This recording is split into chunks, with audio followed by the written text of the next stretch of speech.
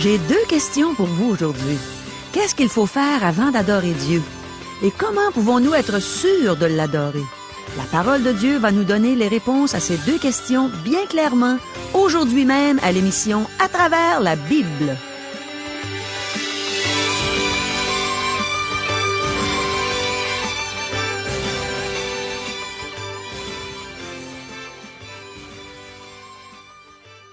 Chers auditeurs, pour en savoir davantage sur le contenu de cette émission, vous pouvez contacter en tout temps Radio Espoir via Internet à www.radioespoir.ca ou par téléphone, sans frais, au 1-877-l'Espoir, 1-877-537-7647. Bonjour, ici Caro. Je suis toujours émerveillée du fait qu'on puisse apprendre tant de choses par des écrits qui ont été inspirés il y a des milliers d'années. On peut vraiment voir que la Bible a été inspirée de Dieu et qu'elle est vivante. Voici quelques questions pour nous. Qu'est-ce que le lieu saint, le chandelier d'or, la table des pains de proposition et l'autel des parfums signifient pour nous qui sommes croyants aujourd'hui? Que devons-nous faire avant de pouvoir adorer Dieu? Dieu a-t-il vraiment pourvu à un salut gratuit en Jésus-Christ? Est-ce que Dieu pourvoit à nos besoins physiques? Est-ce qu'il pourvoit à nos besoins spirituels? Comment pouvons-nous nous approprier le pain de vie qui est Jésus? Comment pouvons-nous être sûrs d'adorer Dieu? Selon la parole de Dieu, qui est notre souverain sacrificateur? Tant de questions et tant de belles réponses, des réponses de Dieu. Voyez-vous quel privilège nous avons de pouvoir connaître Dieu et sa parole? On n'a qu'à lire la Bible. Et merci Seigneur parce qu'on vit dans un pays où on a la pleine liberté de se la procurer, de la lire. Un pays où on a des prédicateurs qui sont aussi dans cette liberté pour pouvoir nous enseigner la sagesse de Dieu pour le faire. Demeurez donc à l'écoute. Le pasteur Régent Joly a la Bible en main. Il est prêt à nous donner ce bon enseignement, cet enseignement précieux de la parole de Dieu. Mais premièrement, prions. Oh oui, Seigneur, ton enseignement est précieux, précieux pour nous qui connaissons ta volonté, qui te connaissons intimement. Touche nos cœurs et touche le cœur aussi de ceux qui ne te connaissent pas encore. Aujourd'hui, par ta parole, touche les cœurs, sauve des âmes, Seigneur. Amen. À toi, Régent. Merci beaucoup, Caro. Maintenant, nous allons passer au lieu saint pour examiner un 3e article du mobilier du tabernacle. Nous allons examiner la table des pains de proposition. À la dernière émission, nous avons vu les 2 articles mobiliers du lieu très saint, l'arche et le propitiatoire. Maintenant, nous allons étudier la table des pains de proposition et le chandelier d'or. Ce sont 2 articles qui ont une grande importance pour nous. Ces articles nous enseignent au sujet de l'adoration. Le lieu saint est un lieu d'adoration. Le chandelier d'or est la meilleure image de Christ que nous ayons. La table des pains de proposition nous rappelle que Christ est le pain de vie. L'autel des parfums nous parle de la prière. Cet autel nous rappelle que Christ, notre médiateur, intercède pour nous et que nous devons nous approcher de Dieu par lui. Nous ne lirons pas toutes les instructions pour la fabrication des articles du tabernacle. Cela risquerait d'être un peu ennuyant. Ce serait comme lire un plan, ce qui n'est pas la lecture la plus passionnante. Nous allons nous en tenir aux items essentiels. Nous allons cependant faire ressortir quelques perles spirituelles du texte. Le tabernacle est meublé avec 7 articles disposés dans 3 sections différentes. Nous les examinons en allant de l'intérieur vers l'extérieur. Le tabernacle lui-même mesurait 10 coudées par 30 coudées. Il était composé du lieu saint et du lieu très saint. Ce lieu très saint avait une forme cubique de 10 coudées d'arête. C'est là que se trouvait l'arche de l'Alliance et le propitiatoire. 2 chérubins couvraient le propitiatoire de leurs ailes. C'est la partie du tabernacle qui était plus ornée que les autres. On n'y retrouvait aucune idole. Les chérubins regardaient le dessus du propitiatoire sur lequel le sang était aspergé. C'est exactement ce qu'Adam et Ève ont vu lorsque Dieu les a chassés du paradis terrestre. Ils ont vu des chérubins garder le chemin qui mène à la vie. Ils ont vu le sang des animaux dont ils portaient la peau. Les chérubins regardaient vers le bas, ce qui a gardé le chemin vers la vie ouvert. Dieu n'a pas fermé le chemin qui menait au paradis.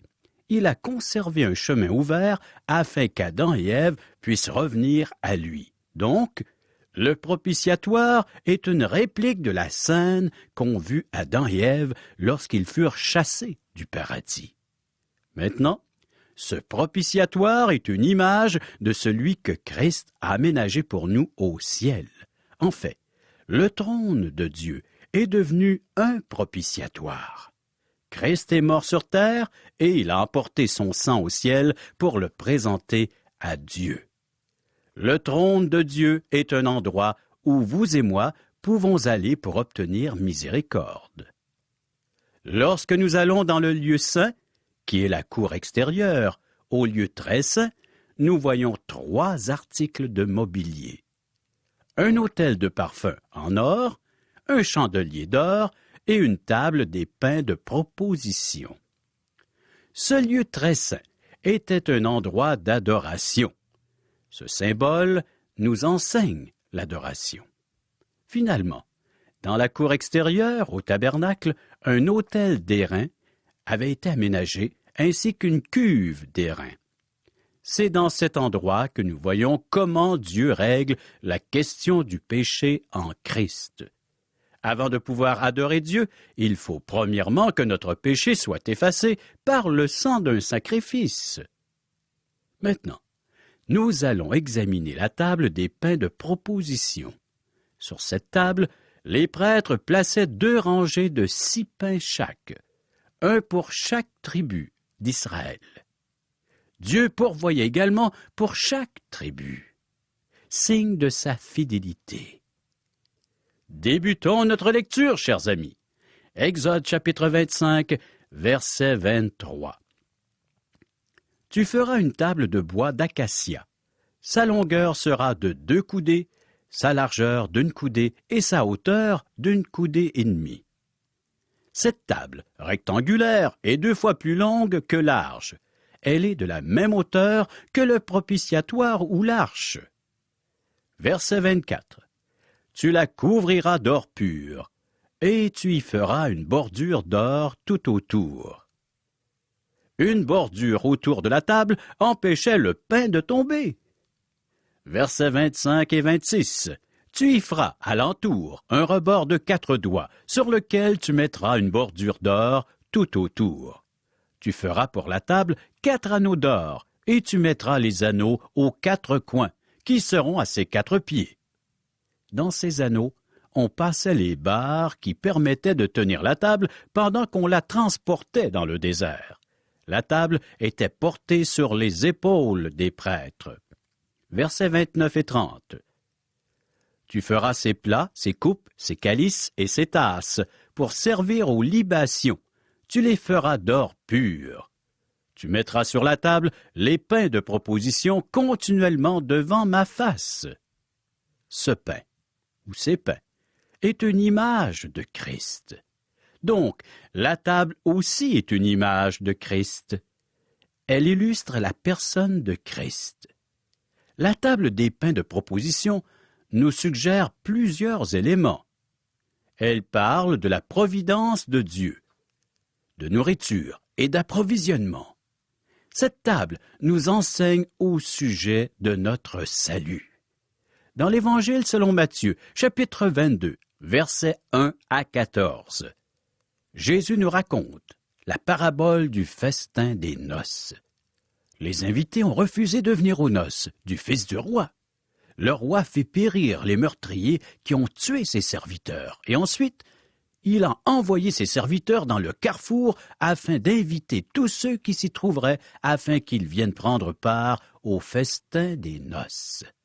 Aujourd'hui, Dieu nous invite à recevoir son salut qu'il nous propose gratuitement en Jésus-Christ.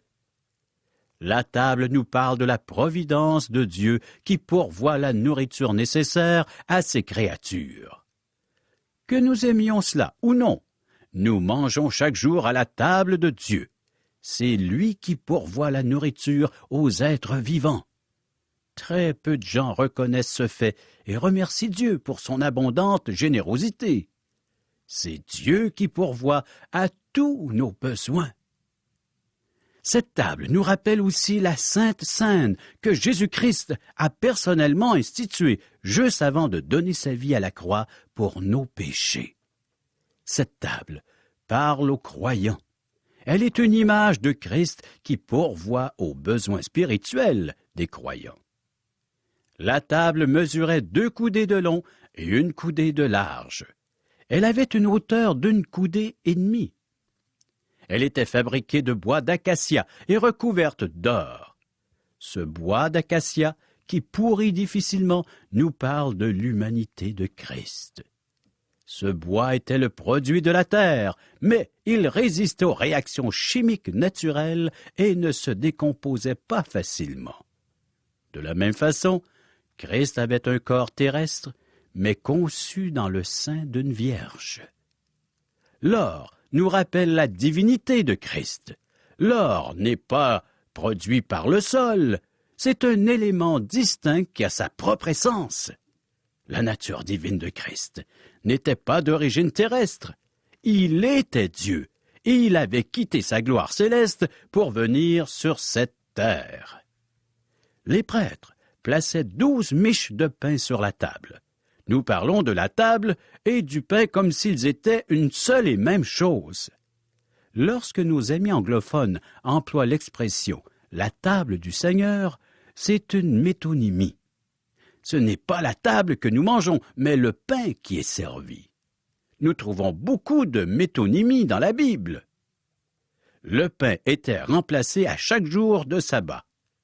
Le pain retiré était mangé avec du vin par les prêtres dans le lieu saint. Cette table n'est pas une image de Christ identique à celle de la manne. Les 2 photographies furent prises sous un angle différent. La manne nous parle de Christ qui est la source de vie. C'est le Seigneur lui-même qui nous a donné cette interprétation que nous retrouvons dans l'Évangile selon Jean chapitre 6, verset 32. En vérité, je vous le dis, Moïse ne vous a pas donné le pain du ciel, mais mon Père vous donne le vrai pain du ciel. Et dans le même discours, il a ajouté, « Je suis le pain de vie. Celui qui vient à moi n'aura jamais faim, et celui qui croit en moi n'aura jamais soif. » Jean chapitre 6, verset 35. La table des pains de proposition nous montre Christ qui maintient la vie. La vie éternelle est un cadeau qui est représenté par la manne venue du ciel. Celui qui reçoit la manne reçoit la vie éternelle. Cependant, cette vie éternelle doit être soutenue par une alimentation afin qu'elle croisse et s'affermisse. La table des pains de proposition nous présente Christ comme la nourriture qui nous soutient après avoir mangé la manne. Une autre illustration nous révèle aussi un autre aspect de Christ. Les pains étaient cuits à partir de grains moulus et sans levain. Dans le livre de Lévitique, chapitre 24, verset 5, nous lisons « Tu prendras de la fleur de farine et tu en feras 12 gâteaux. Chaque gâteau sera de 2/10. » De plus, Jésus a dit « En vérité, je vous le dis, si le grain de blé qui est tombé en terre ne meurt, il reste seul, mais s'il meurt, il porte beaucoup de fruits. » Citation de Jean, chapitre 12, verset 24. Le Christ lui-même est passé sous la meule de la souffrance afin de se faire moudre. Dans son angoisse, Christ a dit « Maintenant mon âme est troublée. Et que dirais-je? Père, délivre-moi de cette heure. Mais c'est pour cela que je suis venu jusqu'à cette heure. Jean, chapitre 12, versets 31 et 32. Jésus nous dit qu'il devait passer par la souffrance et le jugement. Maintenant a lieu le jugement de ce monde. Maintenant le prince de ce monde sera jeté dehors. Et moi, quand j'aurai été élevé de la terre, j'attirerai tous les hommes à moi. Jésus-Christ n'est pas resté dans le tombeau, mais il est ressuscité parce que son âme n'a pas connu la corruption. Maintenant, il vit avec un corps ressuscité. Il est le pain de proposition que les croyants peuvent manger afin de croître spirituellement. Le chrétien doit se nourrir du Christ vivant. Il doit s'approprier du Christ vivant qui est assis à la droite de Dieu. Jésus-Christ a dit « Je suis le pain de vie ». Jean chapitre 6, verset 35. Un ancien proverbe affirme que les êtres vivants croissent en fonction de ce qu'ils mangent. Les livres traitant de régime alimentaire affirment souvent que nous sommes ce que nous mangeons. De quoi vous nourrissez-vous? Le problème que nous rencontrons aujourd'hui, c'est que trop de chrétiens ne se nourrissent pas de Christ. Pour croître spirituellement, vous devez vous approprier de Christ. Dans une lettre de l'apôtre Paul, dans 2 Corinthiens, chapitre 5, verset 16, l'auteur nous dit « Ainsi, dès maintenant, nous ne connaissons personne selon la chair, si nous avons connu Christ selon la chair. Maintenant, nous ne le connaissons plus de cette manière. » Nous ne connaissons plus Christ selon la chair. Nous devons nous nourrir de Christ tel qu'il est aujourd'hui, le Christ vivant, et nous devons croître spirituellement en regardant à lui. Maintenant, examinons le chandelier d'or. La plupart des traductions utilisent le mot chandelier, mais c'était en réalité un pied sur lequel on installait des lampes à l'huile. Versets 31 à 33. Tu feras un chandelier d'or pur. Ce chandelier sera fait d'or battu, son pied, sa tige, ses calices, ses pommes et ses fleurs seront d'une même pièce. 6 branches sortiront de ses côtés, 3 branches du chandelier de l'un des côtés et 3 branches du chandelier de l'autre côté. Il y aura sur une branche 3 calices en forme d'amande, avec pommes et fleurs, et sur une autre branche 3 calices en forme d'amande, avec pommes et fleurs. Il en sera de même pour les 6 branches sortant du chandelier. Le texte donne beaucoup de détails au sujet de la fabrication du chandelier, ce qui est un peu ennuyant. Sautons donc au verset 40. Regarde, est fait d'après le modèle qui t'est montré sur la montagne. Le chandelier est probablement l'image de Christ la plus parfaite dans le tabernacle. Il est fabriqué d'or pur et il nous rappelle la divinité de Christ. Le chandelier nous enseigne que Christ est Dieu. L'adoration implique marcher dans la lumière et il est important de comprendre cela. En examinant la table des pains de proposition, nous avons vu qu'il est nécessaire que nous nous approprions du Seigneur Jésus-Christ lorsque nous adorons Dieu. Si vous vous rendez à l'Église et que l'on vous présente simplement un spectacle, ou un débat sur une question sociale, ou une discussion pour améliorer notre communauté, alors nous n'avons pas un service d'adoration. Vous participez simplement à une rencontre, et Dieu n'y est pas nécessairement invité. Vous adorez Dieu seulement si vous vous nourrissez de la personne de Jésus-Christ. Afin d'adorer Dieu, vous devez aussi marcher dans la lumière. Christ est la lumière et c'est ce que le chandelier dans le lieu saint symbolisait. Si vous désirez de la lumière naturelle, il fallait sortir de la tente du tabernacle. Si vous désiriez marcher à la lumière du chandelier, il fallait pénétrer à l'intérieur du tabernacle. L'évangéliste Jean, et je cite, Jean chapitre 1er verset 9, où nous retrouvons cet enseignement. Que cette lumière était la véritable lumière qui, en venant dans le monde, éclaire tout homme. Des personnes font de la relation d'aide et conseillent les autres avec des paroles. Cependant, les philosophies du monde nous induisent en erreur. Notez l'avertissement de l'apôtre Paul dans Colossiens, chapitre 2, verset 8. Prenez garde que personne ne fasse de vous sa proie par la philosophie et par une vaine tromperie, s'appuyant sur la tradition des hommes, sur les rudiments du monde et non sur Christ. Christ n'est pas simplement un autre philosophe qui obscurcit les desseins de Dieu par des discours sans intelligence. Citation de Job, chapitre 38, verset 2. Christ est le Fils de Dieu, et nous ne trouvons en lui aucun ténèbre. Le chandelier était fabriqué d'une seule pièce d'or. C'était une œuvre de métal battu et très ornée. Un tuyau central supportait le chandelier et de chaque côté, il y avait 3 branches, ce qui donnait un total de 7 branches. Chaque branche ressemblait à une branche d'amandier avec des fruits et des fleurs. Au bout de chaque branche, il y avait une fleur sur laquelle on posait les lampes remplies d'huile. Les fleurs d'amande semblaient être faites de bois, mais elles étaient en or. Elles nous rappellent la verge d'Aaron qui a fleuri. Lorsque l'on a contesté l'autorité d'Aaron, qui était le grand prêtre, la verge fleurie a démontré son droit d'occuper le poste exclusivement. La branche morte d'amandier a retrouvé la vie et a porté des fruits. Par sa résurrection d'entre les morts, il fut prouvé que Christ était vraiment le Fils de Dieu. Ce n'est pas sa résurrection qui a fait de lui le Fils de Dieu. Il l'était depuis toute l'éternité.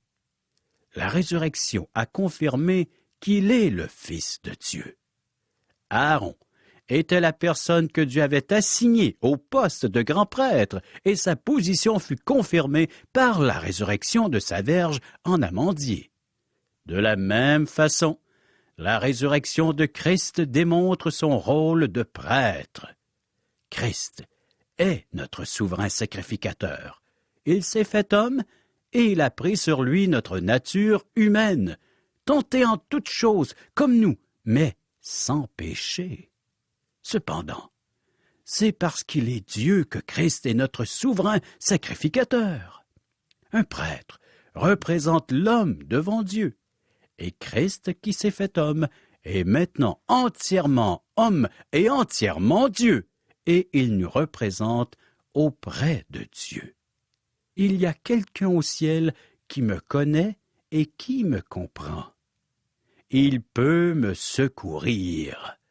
La résurrection, qui a démontré qu'il est le Fils de Dieu, a aussi démontré que le titre de souverain sacrificateur lui revient de droit. Maintenant, chers amis, débutons notre lecture du 26e chapitre. 4 tentes couvraient le tabernacle. Une première tente de fin lin couvrait tout le tabernacle proprement dit, formé du lieu saint et du lieu très saint. Les tapis de fin lin pendaient le long des côtés, mais ils ne devaient pas toucher le sol. Verset 1er. Tu feras le tabernacle avec 10 tapis de fin lin retors et d'étoffes teintes en bleu, en pourpre et en cramoisi. Tu y représenteras des chérubins artistement travaillés. Ces tapis étaient des chefs-d'œuvre artistiques, chers amis. Verset 7. Tu feras des tapis de poils de chèvre pour servir de tente sur le tabernacle. Tu feras 11 de ces tapis. Verset 8. La longueur d'un tapis sera de 30 coudées et la largeur d'un tapis sera de 4 coudées. La mesure sera la même pour les 11 tapis. Chers amis, la signification de ces couvertures est intéressante, mais nous y reviendrons à la prochaine émission. Pour l'instant, préparons-nous en lisant Exode chapitre 26, verset 14 à chapitre 27, verset 21. Merci, Régent. Eh bien, il est clair maintenant qu'avant de pouvoir adorer Dieu, il faut que notre péché soit effacé par le sang d'un sacrifice. Puis il est réconfortant de savoir que ce n'est pas à nous d'offrir ce sacrifice pour nos péchés, puisque Jésus a été le sacrifice parfait que son Père a agréé pour qu'on soit pardonné. Dieu a donné cet agneau sans tache, son propre Fils Jésus, qui s'est laissé crucifier sur une croix pour nous. Quel amour! Es-tu d'accord avec moi? Connais-tu quelqu'un qui serait prêt à laisser son fils ou sa fille mourir pour payer la rançon d'une autre personne coupable d'un crime? Alors, comme Régent nous l'a enseigné, il faut que notre péché soit effacé par le sang d'un sacrifice pour qu'on puisse adorer Dieu. Et il a ajouté que pour être sûr d'adorer Dieu, on doit se nourrir de la parole de Dieu puis marcher dans la lumière. Et on sait que Christ est la lumière qui est venue dans le monde et qui éclaire tout homme. Mon ami, sens-tu le besoin de te nourrir de la parole de Dieu? Ça me fait penser à un petit bébé qui vient de naître. S'il est en santé, il a tout de suite faim pour ce bon lait maternel. Et plus il en prend, plus il est en santé. Et plus il est en santé, plus il en veut. C'est la même chose pour quelqu'un qui vient de naître de nouveau. Je me souviens du jour où j'ai connu Jésus comme mon Sauveur, mon Seigneur. Dans ma première soirée, j'ai lu les 20 premiers chapitres de l'Évangile de Jean et j'ai lu le dernier chapitre le lendemain matin. J'étais un bébé naissant. Mon âme était revenue à la vie et elle avait faim de cette nourriture spirituelle qu'on l'on retrouve dans la parole de Dieu. Jésus, mon Sauveur, est le pain de vie, celui qui donne la vie éternelle. Puis il s'offre à toi aujourd'hui. Il frappe à ta porte. Entends-tu sa voix? Laisse-le entrer. Laisse-le te donner la vie. Et ensuite, laisse-le nourrir ton âme. Recherche sa présence chaque jour. Tu as la prière pour lui faire part de tous tes besoins. Et tu as sa parole, c'est-à-dire les Saintes Écritures, pour te nourrir et faire de toi un enfant de Dieu fort. Fort par la puissance de Dieu. Ça me rappelle un chant qu'on faisait dans mes premières années à l'Évangile, un chant qu'on faisait de tout notre cœur, on chantait fort, puis on disait justement « Je suis fort, fort, oui, plus que vainqueur, par le sang de Jésus. » Et c'est ça, c'est là qu'est notre force. Elle est en Jésus seul. Notre force n'est pas dans les choses du monde, elle n'est pas en nous-mêmes, mais elle est en Christ, en Jésus-Christ, notre Sauveur tout-puissant. Régent, je pense que les gens ne comprennent pas exactement c'est quoi un déjeuner de l'espoir. Pourrais-tu l'expliquer? Avec joie, Caro. Les gens sont invités à venir participer à un déjeuner de l'espoir qui se déroule dans un restaurant. Un endroit où les gens sont habitués à venir. Qui n'a pas pris un repas dans un restaurant? C'est un lieu public. Alors les gens viennent, ils y assistent et ils peuvent manger gratuitement. Wow! Gratuitement, en plus d'entendre un merveilleux témoignage. C'est ça qui fait que le déjeuner est merveilleux, c'est qu'il y a un témoignage d'une personne. Ça pourrait être toi, Caro, ou moi, ou une toute autre personne qui a vécu une expérience personnelle avec Dieu. Comment est-ce que Dieu a transformé, changé, je pourrais même dire bouleversé sa vie? Eh oui, Dieu a vraiment bouleversé la mienne et j'aime ça raconter ça. J'aime ça aussi, pouvoir chanter mes anciens succès. C'est le fun de voir les gens qui rient d'entendre toutes ces anciennes chansons-là. Et finalement, je leur dis ce que Dieu a fait pour moi. Puis c'est merveilleux. C'est bon dans mon cœur de l'annoncer aux gens, combien Dieu les aime. Et ça se fait à la grandeur du Québec. Comment peut-on savoir s'il y en a un près de chez nous? Eh bien, vous pouvez nous rejoindre par téléphone. 1-877-L'Espoir, 1-877-537-7647 ou via courriel à www.radioespoir.ca ou à notre adresse postale. Radio Espoir, casier postal 34 143 Charlebourg, province de Québec, G1G 6P2. Chers amis, au revoir. Et à demain.